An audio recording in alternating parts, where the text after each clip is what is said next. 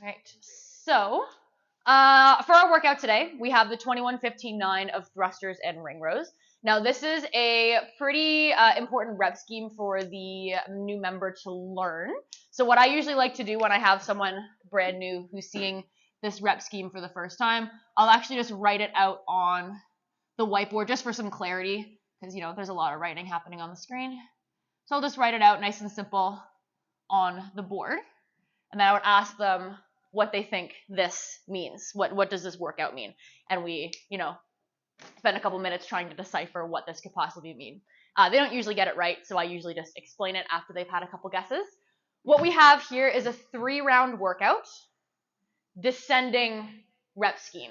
So anytime you see a series of numbers listed across the top, they could be going up, they could be going down, they could be a 21-15-9, it could be 9-15-21, it could be 10-9-8-7-6-5-4-3-2-1, whatever it might be.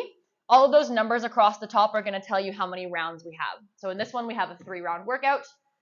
The actual number itself is going to tell you how many reps we're doing, and the list of movements underneath is going to tell you what movements we're going to be completing in the workout. So, for example, in round number 1, we've got 21 thrusters and then 21 ring rows. Round number 2 is going to be 15 thrusters and 15 ring rows, and round number 3 is going to be 9 and 9. So it's only 3 rounds. Your rounds are going to get faster as you go. These are all things you can tell them. The rounds are going to get faster as you go. That said, 21 thrusters, that's a really big number, especially because they had just learned thrusters. Maybe you did them with the empty bar. Maybe you gave them a little bit of weight to play with.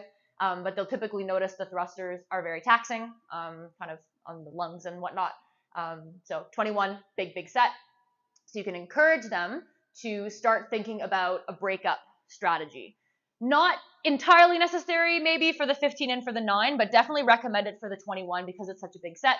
I usually recommend 3 sets of 7 or, you know, anything else they might be feeling. They can also just feel it out when they get there. But I would encourage them to have a weight on the barbell that they would probably need to break up the 21.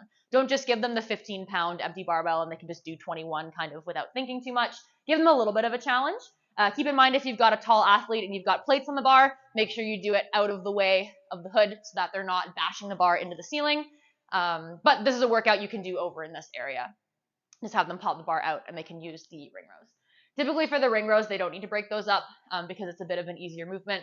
But definitely for the thrusters, you can give them a little bit of a chat about breaking up strategies and how in the workouts in class, you're always welcome to break stuff up. Unless we specify unbroken, which is super, super rare, you're allowed to break it up. So you can put the bar down when you need rest. You can have a drink whenever you need, as long as you complete all 21 of the thrusters before you move on to the 21 ring rows. This workout, in general, doesn't take too long. It's a pretty quick one as far as the workouts go.